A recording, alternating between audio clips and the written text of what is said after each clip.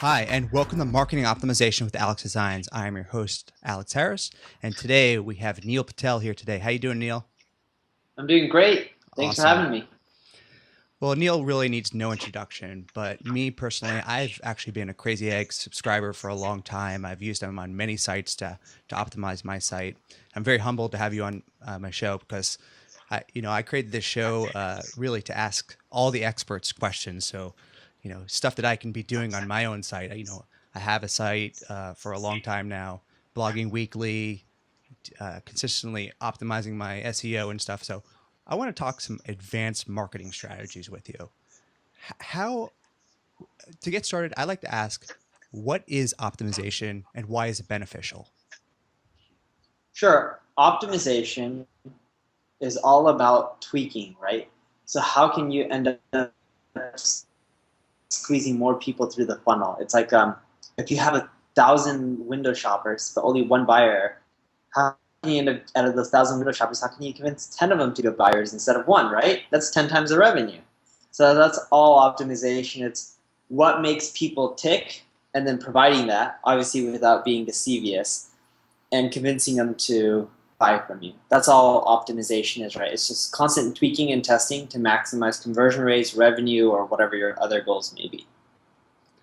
Awesome. And those goals are so particular. What goals do you define when you start your optimization process? What are those important ones?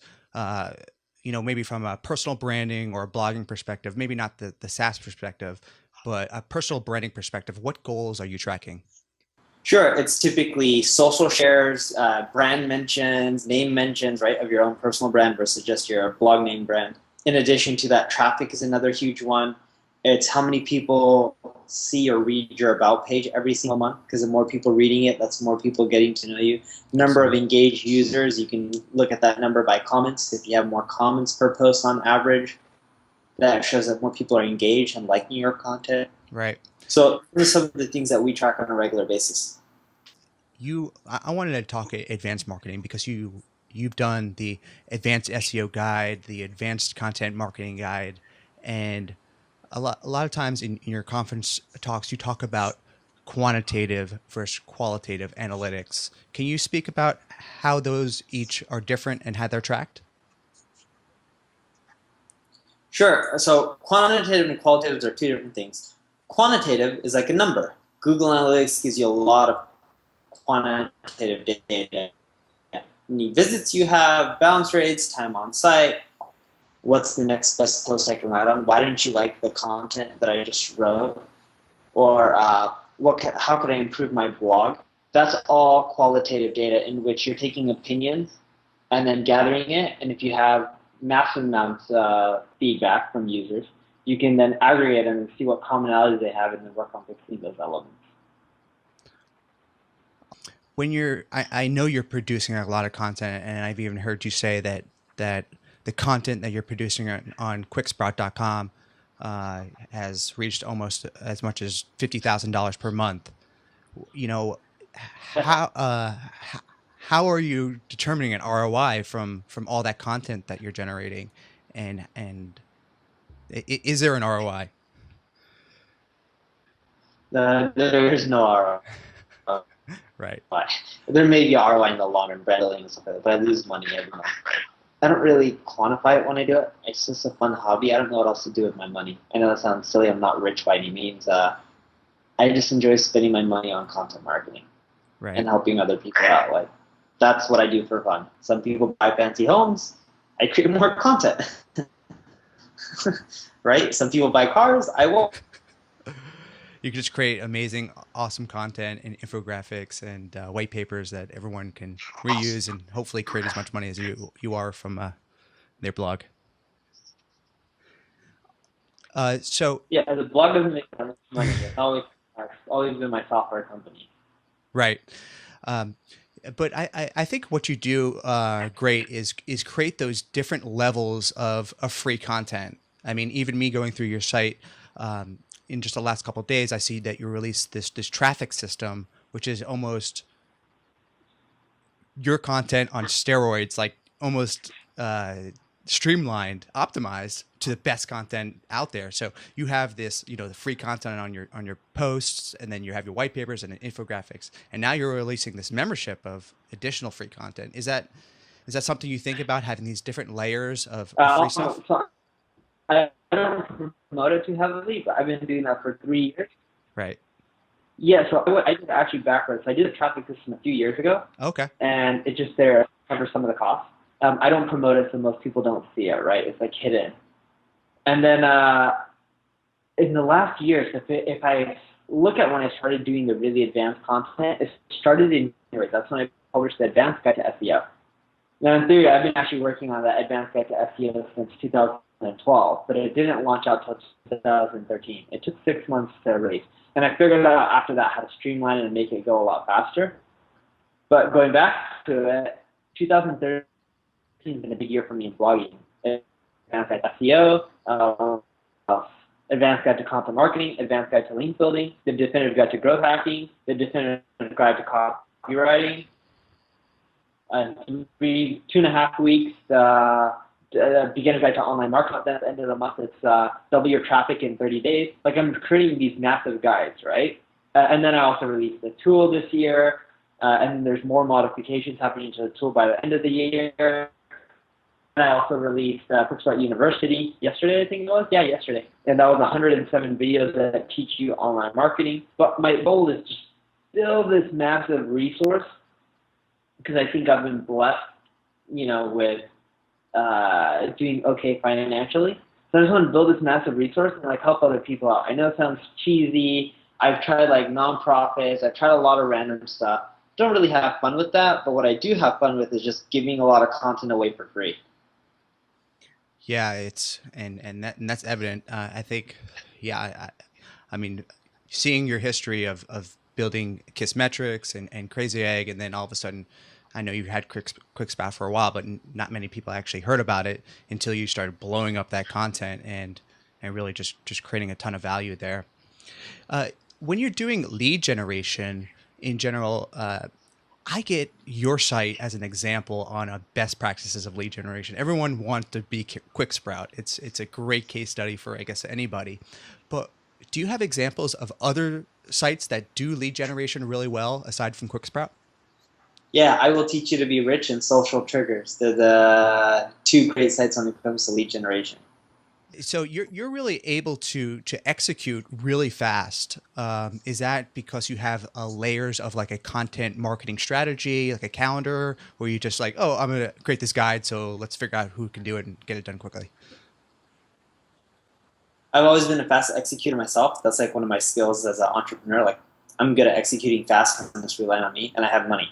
Those two things solve a lot of problems. I don't mean to be blunt or rude about it, but Yeah, absolutely. just And the reality of it, right? If I had to do everything myself, I wouldn't be a fast executor. So yeah, that's how I just get it out. I don't have no plans or anything. I just like, oh, cool, it'd be good to create a guide on online marketing. Because like enough people ask me like, oh, what about this? I'm like, damn it, I still get a lot of newbie questions. Let me just create a guide on online marketing so I can send people there. And then people have been asking me about landing page optimization a lot lately. So I'm now writing another guide called the Definitive Guide to Landing Page Optimization. So that way I can just give them a guide and be like, boom, here's everything you need to know about landing page optimization in one area. I'm doing another one on Beginner's Guide to Blogging because I still get a lot of people asking me how to set up a blog and stuff like that. Then I have another group that just says, hey, how do I promote my blog post? So I'm doing another guide just on promoting your blog post, right? And some people ask me about conversion optimization. So I'm doing another guide called Double Your Conversions in 30 Days. So it's like I just click it out based off of enough people ask me one question, I'll create content on it. But I don't have enough people asking me that one question, then I won't create content. But it's funny because I have more and more readers now, I'm getting way more requests, right? I started off the year with only like 100,000 readers. I'm ending the year with 500,000. That's a huge increase. Oh yeah, absolutely. And you do a good job of partnering with other people in the industry. You know, you putting yourself out there, through videos. Do you see that as a real way to leverage your personal brand? Is that a strategy that you think about as far as, getting more people to know you and reach reach farther out of your network? Yeah, there's only so much one person can do. So I leverage my brand, make connections with other people. I pay them on top of that, which makes them happy because I get a lot of people who say they want to work with me. Then when I offer them money, like there's like I would have done it for free, but I'm like, no, I want to own the rights. So here's some money, and then I just create it, and I'm willing to spend more time, effort, and cash on anything else. Like I leverage my brand to get a really awesome designer. Cost me an arm and a leg, but I won't throw out stuff that looks ugly. Right. And you really do that by diversing yourself from the pack. Everyone's doing these, general landing pages, and you take the extra effort to get them designed, get them really nice. That's just part of your MO. You love high quality stuff. I love high quality stuff. My business partner taught me that at a young age. Don't throw out crap. He's like, you throw out crap, you become crap. So I'm like, all right, throw out good stuff, Yeah. You are your product. pretty much. Yeah, absolutely. So let's get into some more metrics. I have used Kiss a bunch, and I've used Google Analytics a bunch for different client works or my own personal stuff. Why would I want to use Kiss instead of Google Analytics? So you wouldn't want to use Kiss instead of Google Analytics. You probably want to use both of them. Okay. Now, let me give you an example. When you use Google Analytics, it tells you what happened with your site. It tells you, how many visits you got a page. It tells you your bounce rates, time on site, what regions are coming from.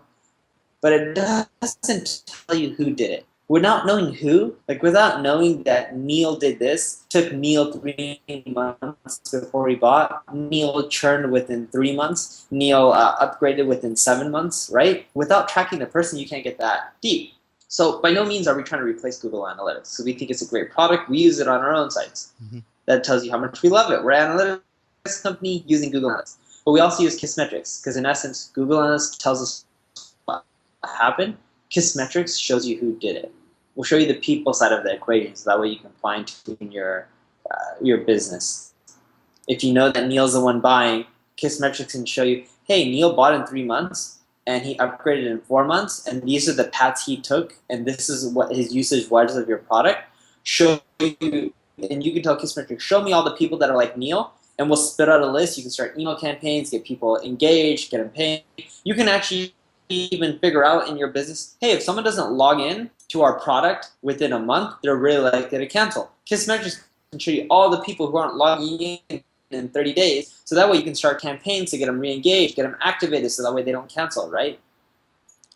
Awesome. Yeah, you can really be able to have that predictability and anticipate your customers' behavior before it happens. It's a great differentiator for Kiss.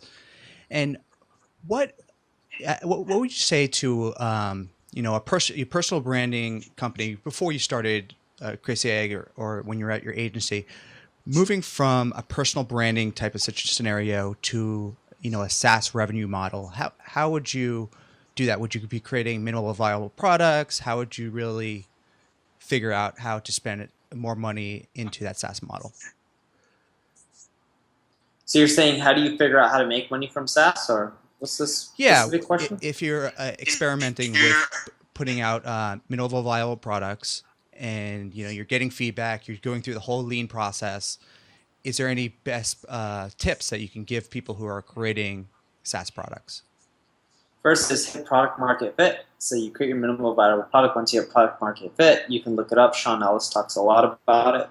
Once you hit that, then from there, you have a product that people love, and you need to just throw fuel on the fire by just growing it, right? So that's when you start marketing it, doing the advertising, doing guest posting, infographics, whatever it may be. But the big mistake that most people make is when they're doing these software products, they'll do the minimal viable approach, but they won't measure their product market fit. And if you don't achieve that, it's much harder to grow. Very interesting. And once you have your product market fit, and you're doing testing on your SaaS model, one of the things you also talk about is increasing your lifetime value. And is that done through upsells or increasing your retention? What's some tips for increasing the lifetime value of your subscribers? The best way to increase lifetime value of customers is to track what makes your happy customers happy and the canceled users unhappy. And if you figure out patterns that the happy users are doing that makes them stay longer, you need to try to get every user down that same funnel, down that same path, which makes them more engaged. And then you can figure out triggers that help, whether it's sending emails if they don't log in, or sending emails if they didn't do a specific task and they need help, or it could be changing the first user experience so that way it's easy to use or understand, so that way more people are satisfied. But it really comes down to figuring out what makes users happy and what makes them cancel. And if you can figure out that, then you can try to get more people to be your ideal customer. Awesome. Uh, we can. I know you're a busy man, so we can. I won't keep you very much longer.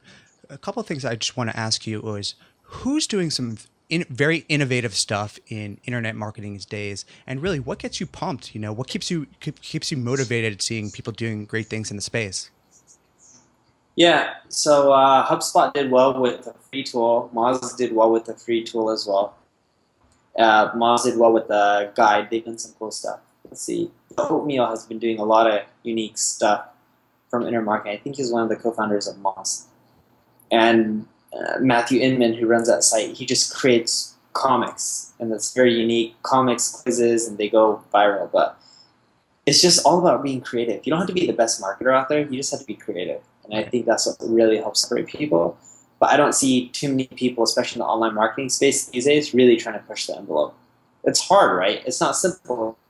Like, even me, I look at everything I'm doing, I'm like, what's next that could be bigger? It's not like a light bulb comes up and I'm like, I need to do this now, right? It's really hard to figure out what to do that is going to be the next big thing. Yeah. Yeah, it's like you test all these different things: popovers, layovers, lead generation, white papers. There's only so much stuff you can do. I guess it's finding your niche and then writing that momentum. That actually brings me to probably a closing question: is how important is momentum, and building your tribe, and then getting following that path of momentum. Have you seen that in your content creation schedule? People getting your guides and then tweeting about you, and is there a dip after that happens? Typically not. Well, there is always a dip because when you announce stuff, it's going to be a huge launch and then a dip, right? To that aspect, you get a dip. But you still maintain some sort of momentum after the dip. But if you lay off the gas pedal and you don't keep going, your traffic will grow and it'll go down, but then when it goes down, it'll be still higher than where it started. But what's going to happen is if you push the gas pedal up, you're going to go up, then down, and then up, and you're going to keep climbing, and next thing you know, you're getting a ton of traffic. So if you can keep the momentum going, it's much more powerful. Yeah.